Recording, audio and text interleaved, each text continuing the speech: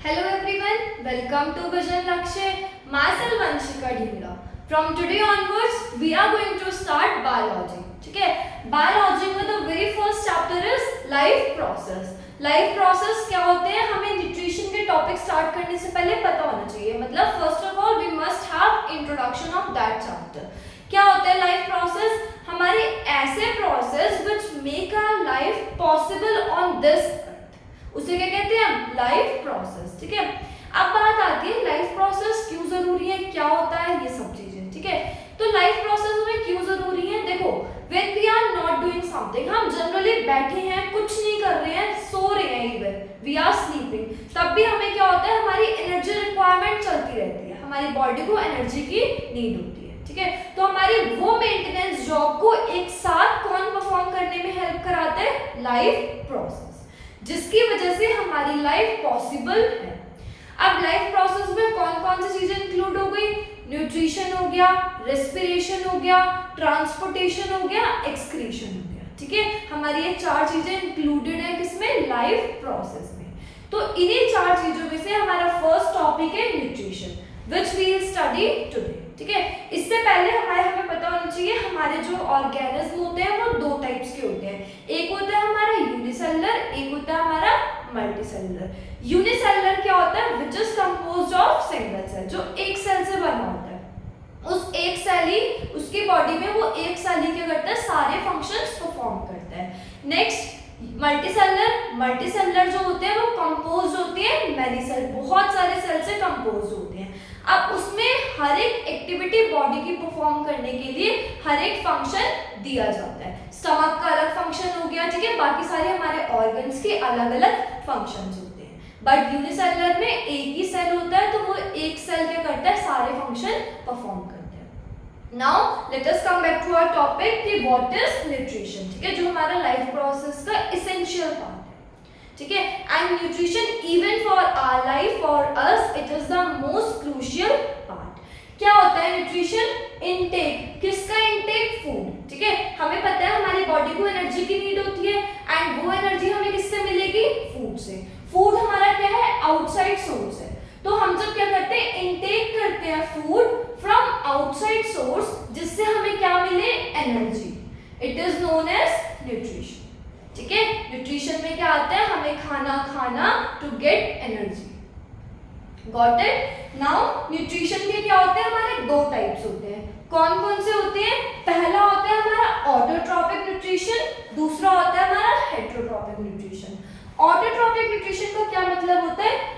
ऐसा mode of nutrition in which organism prepare its own food. मतलब वो nutrition का वो मोड या फिर वो टाइप जिसके अंदर ऑर्गेनिज्म अपना खाना खुद बनाते हैं, उसको क्या कहते हैं? Autotrophic nutrition.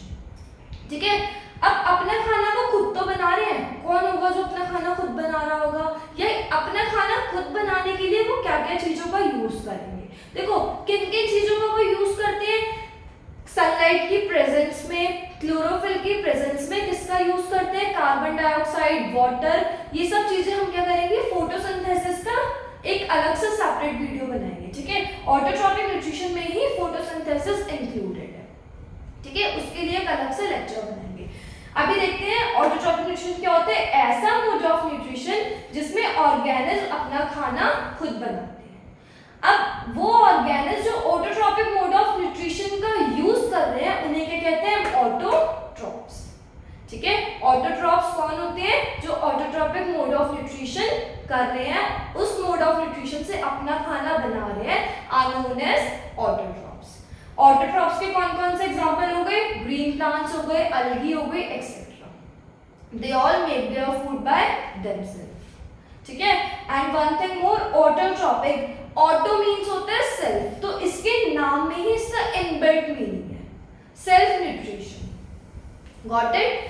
Second mode of nutrition हमारा क्या है? Heterotrophic nutrition. हेटेरोट्रॉपिक न्यूट्रिशन क्या होते हैं? ऐसा mode of nutrition in which organism depends on others for their food.